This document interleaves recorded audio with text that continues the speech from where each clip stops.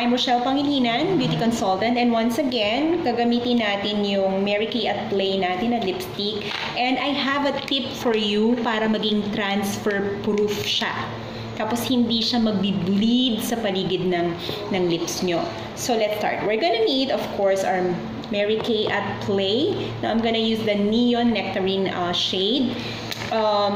Konting matte na liquid foundation natin. Our brush na cream color brush ng Mary Kay, ginagamit siya when you apply liquid foundation on the areas na katulad nito, and of course kapag mag-blend din kayo ng inyong concealer.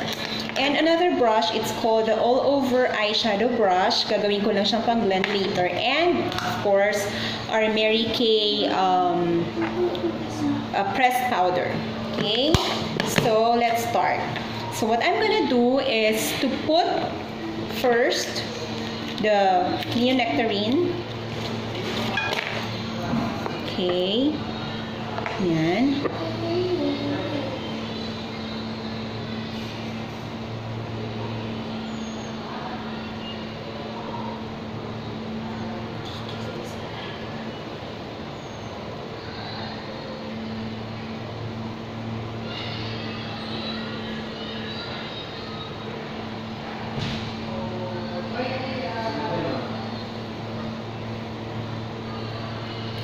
Yan. So, yan.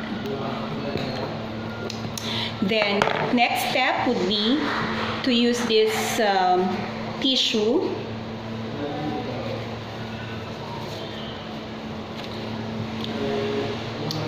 See? And I'm gonna reapply para naman po mas vivid yung color niya.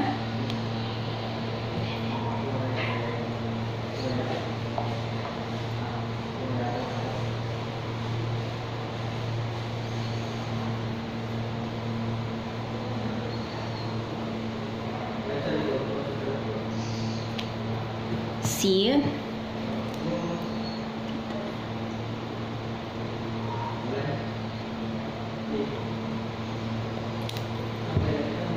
See?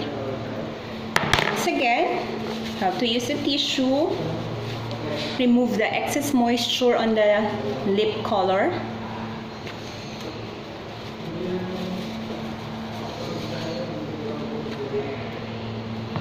Okay, so look at my hand. See? Kiss proof. May konti pa siya. So what I'm gonna do next is to powder this a little bit.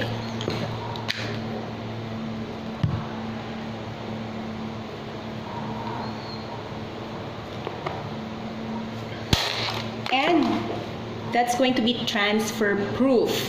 Now, para naman po hindi siya mag-bleed dito sa paligid ng lips natin, get a little bit of our liquid foundation. I'm gonna use this brush.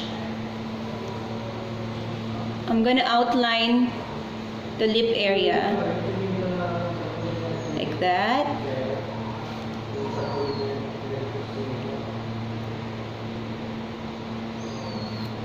Also on the upper part. See that?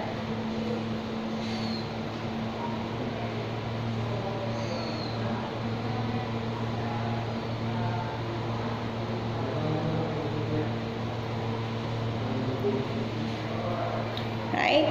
So I'm gonna blend it out.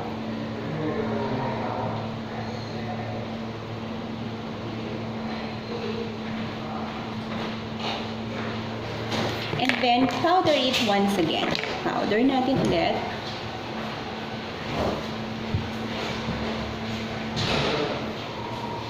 Powder ko na rin yung buong face ko.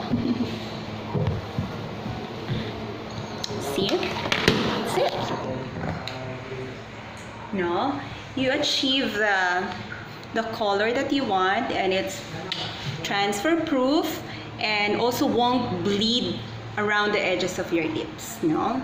I hope may natutunan kayo. Bye!